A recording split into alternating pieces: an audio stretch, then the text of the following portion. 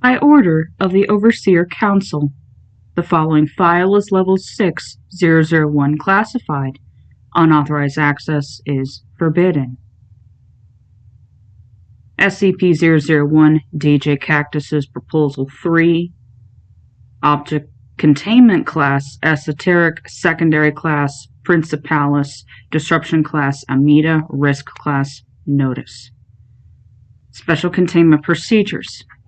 It is imperative of the Overseer Council to establish containment of SCP-001. Description. To know the nature of SCP-001 is to know the nature of the Foundation. For more information, see Document 001 GOI.01 Apparatus. Addendum 001.1 Attached Documentation. The first man stood alone on the barren field, and in the distance he saw the locked gate beyond which his greatest shame was kept. He turned to the snake, who writhed on its belly like a worm, and cursed it for its treachery. "You tricked me," the man said. "You led my hand astray, and now we are damned for it." The snake sighed. "I gave you knowledge," it said, "and with that knowledge you made the choice you made. I could not make it for you." The man cried out, "All the same, trusting you was my greatest mistake." "No," the snake said. "Your greatest mistake was believing you had a choice at all." Access Document 001-GOI.01 Apparatus. Showed intermittent vengeance, arm again, his red right hand to plague us. Desiro Catalog Number SC-001 13-00101. Document Type Summa Modus Operandi. Dates received, not applicable. Operation status, closed. Forward. We, the Delta Command, do hereby set in motion the principles of this document, the summa modus operandi of the Chaos Insurgency. We hold the following to be inescapable truths. The Foundation overseers have altered the fabric of reality for the benefit of their own wicked desires. These alterations are the source of all supernatural activity in our universe. These grievances we hold against them. The 13th Overseer has blasphemed the natural order in his foul contract to stay the hand of death, and has usurped the fragile balance of life and given an impenetrable shield to the horrid adulterers of the Foundation. The 12th Overseer has stolen the wealth of the world to benefit the Foundation's insidious designs, and has taken the fruits of many millions for the purpose of turning those laborers against the laborers. The 11th Overseer has spun a circle of lies around the people of this world to protect the Foundation's interests, and has cast a dark eye onto the void to gaslight and pervert true human understanding. The 10th Overseer has kept a dubious record of the Foundation's malfeasances, and has altered history to suit them, and has mocked truth and reason for the sake of maintaining the Foundation's cruel legacy. The 9th Overseer has betrayed the trust of their fellow man and sworn allegiance to the cancerous council, and has time and time again turned away from opportunities to strike them down to prolong their greed-riddled intentions. The 8th Overseer has committed wicked acts against the ignorant public with their careless use of nuclear weapons, and was one of the first to breathe life into an organization that should have been butchered in the crib. The 7th Overseer has manipulated innocent populaces to create chaos and destruction for the Foundation's benefit, and has shown nothing but contempt and malfeasance against the innocent and unwitting. The 6th Overseer has surreptitiously used the might of the American military machine to crush the Foundation's enemies and wrought a tale of never-ending violence and bloodshed that has forever stained this world. The 5th Overseer has warped the very boundaries between space and time to extend the Foundation's cruel reach, and taken dark and horrible secrets from those far-off places to use them to fuel the Foundation's death machine. The 4th Overseer has lulled the nations of the world into believing that the Foundation means them no harm, while working alongside the same treacherous intentions that would see this planet laid to waste. The 3rd Overseer has used mankind's own technologies against them to act as the all-seeing watcher of the overseers, spinning a web of eyes that has eroded every last shred of human privacy and decency. The second overseer is complicit. The first overseer has established a council of monsters and demons that answer at his beck and call. Also, he may sit on his foul throne atop the putrid wound of the Foundation and lap like a dog from its seeping, pustulent orifice. The overseer's cancerous, anomalous influence on the world is a wound on the fabric of the universe, a wound that festers, cannot heal until the irritant is removed. The 13 Foundation overseers are the irritant and the wound on our reality. The 13 Foundation overseers must be removed. By order of the engineer and of those who step down, we stand in defiance of this aberration. We stand in opposition to this blasphemy against nature. We stand insurgent against this chaos. Our path is clear, our vision unclouded. We must clean out the wound. We must let our universe heal. We must destroy the 13 Foundation overseers.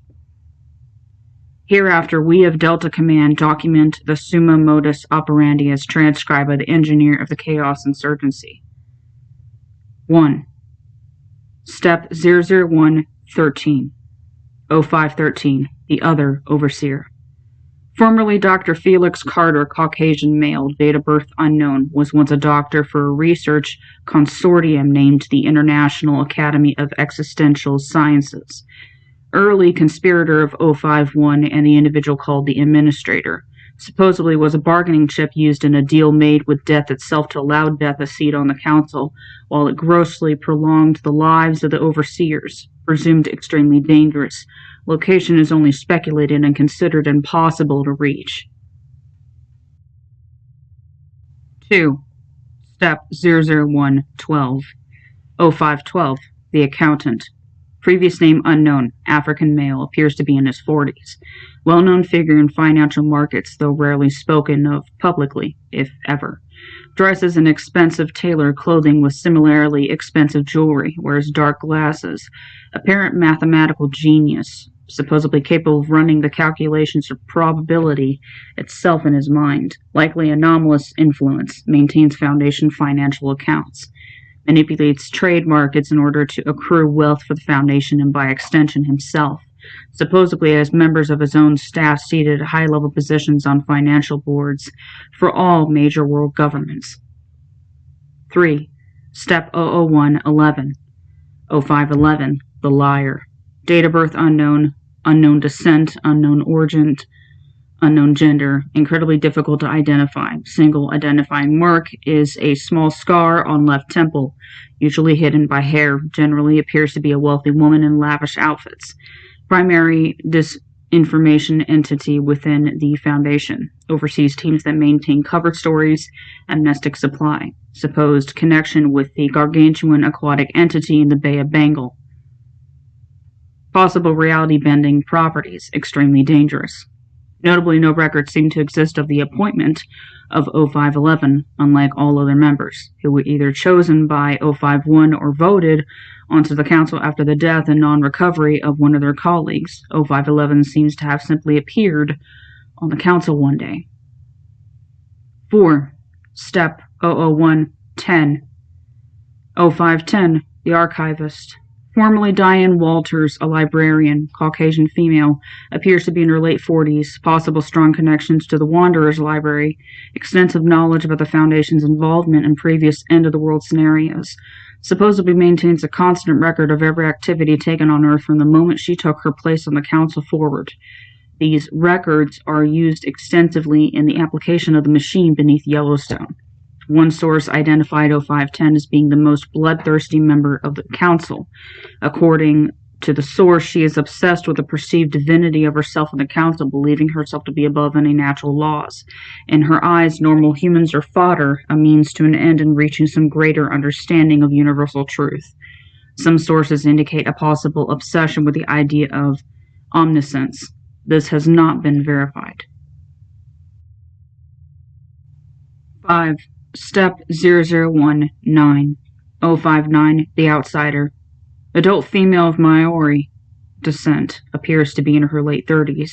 The only current member of the council believed to be recruited from outside the Foundation, despite some irregularities, bears a striking resemblance to Donna Wetu Taylor, a noted geologist who apparently took her own life in 1985 after a massive scandal involving severe academic misconduct was revealed, professionally ruining her credibility, involving her in a number of lawsuits for fraud and the misuse of public funding. Due to her scientific background, 059 is perhaps the most focused research mind on the Council. She maintains several major projects at any point in time, several which have gone on to produce technology used by the Foundation in major applications, such as the Can't Counter. One of the more secretive members of the Council, the Outsider, is rarely seen outside of Overwatch Command. Notably, her inclusion on the Council is a point of issue with several other members who see her as needlessly short-sighted. 6. Step 001, 08. 058, the Lesser. Caucasian male, age unknown, possibly former American industrialist Baron Lehman Hoadley, who was believed dead after a train owned by his company, the B.G. Hoadley Group, later acquired by Curvier International, derailed, killing nearly everyone on board.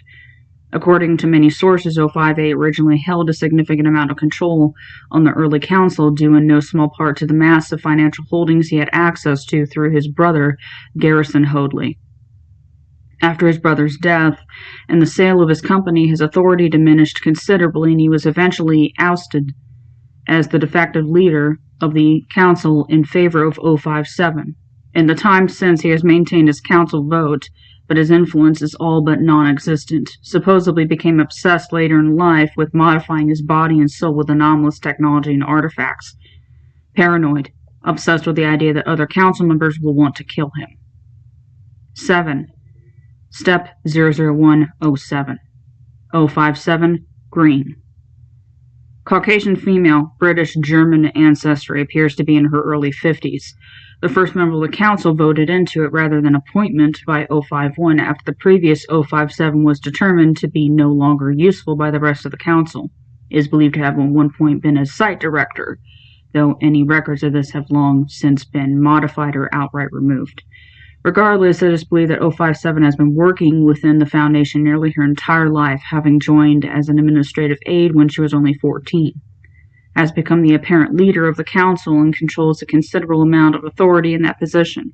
While a veto from 051 could theoretically subvert her assumed control, that veto has never occurred. Perhaps the most often seen member of the council, she attained the name Green due to her nearly always being seen in green pantsuits. Some high-level sources within Foundation staff have another name for her, Flytrap. Often described as the most sinister member of the council, while other members might have diabolical intentions or ulterior motives. 057 alone has the authority to make everything she intends to happen come to pass. She is often described as working towards some end, though her goals are a mystery. 8.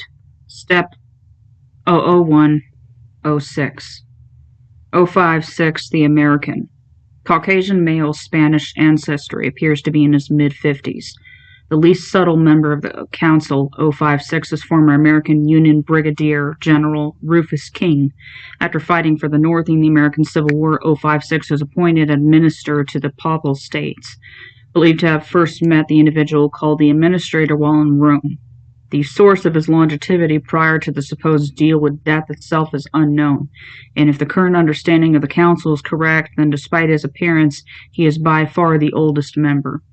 056 is believed to have founded the first mobile task force, Alpha 1, Red Right Hand, whose original purpose was strictly to find and destroy members of the fledgling Chaos Insurgency after their formation. Since then, he has administered all matters of the Foundation's executive arm, the Department of Applied Influence, encompassing all task forces, naval groups, and air superiority groups. While not originally advocating for its formation, 056 supposedly drew up the original organizational information for MTF Omega-7 Pandora's Box at the behest of General Bow.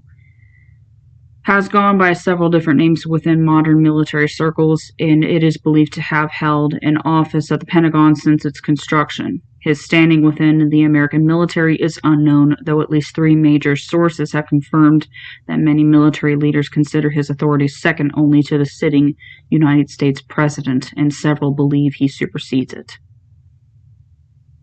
9. Step 00105. 055 Blackbird. Male, British, Moroccan ancestry, age uncertain.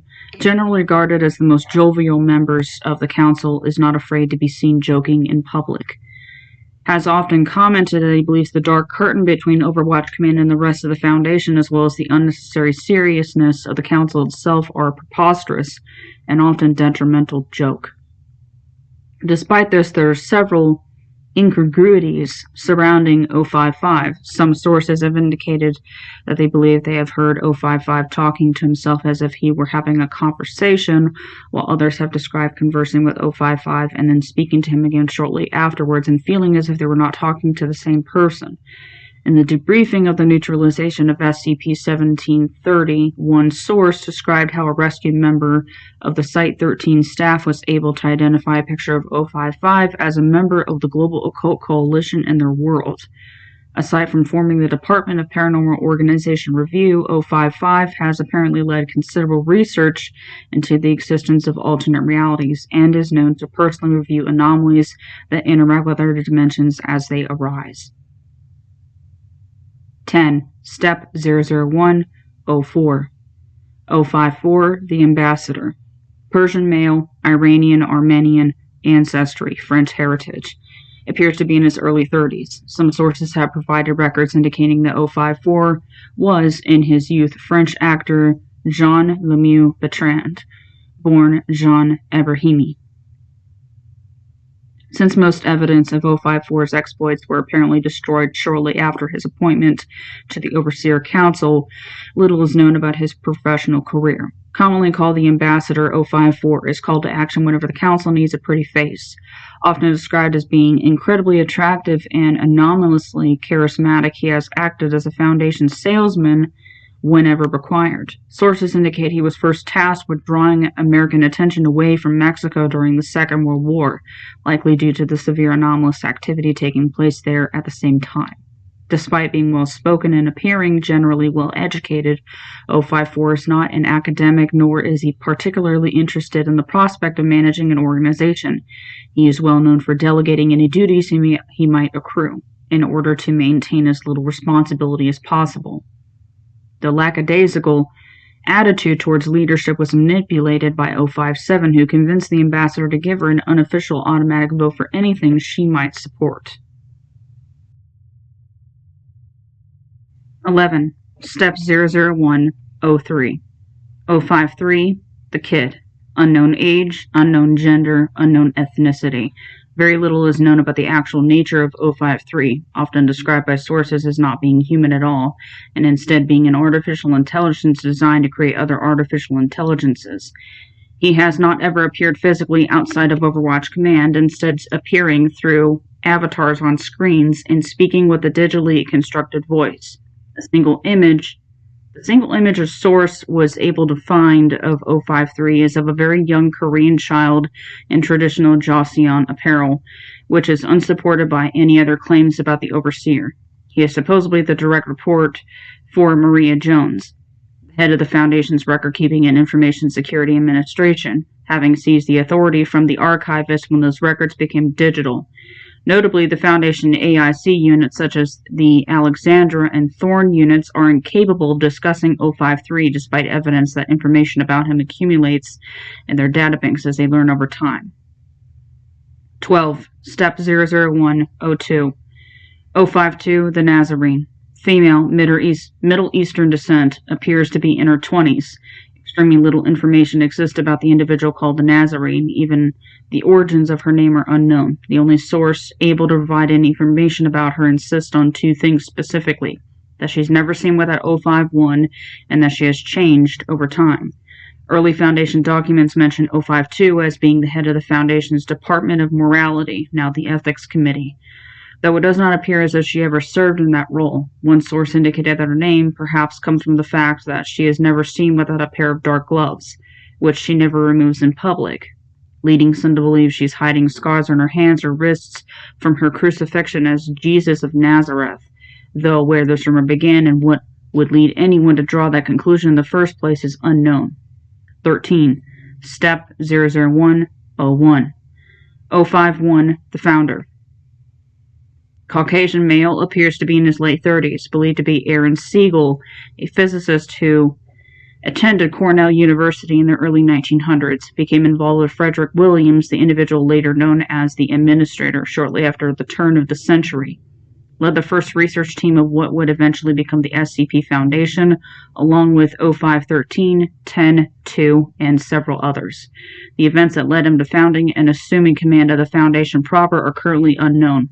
Despite once being fairly active in the day-to-day running of the Foundation, 051 has pulled away in recent years and has not been seen in public for the last few decades, leaving 057 to manage the entire organization. While his death has been assumed on a number of occasions, one very high-level source confirms that he continues to vote during council meetings. While nearly every other overseer maintains a private residence, 051 is believed to live at Overwatch Command.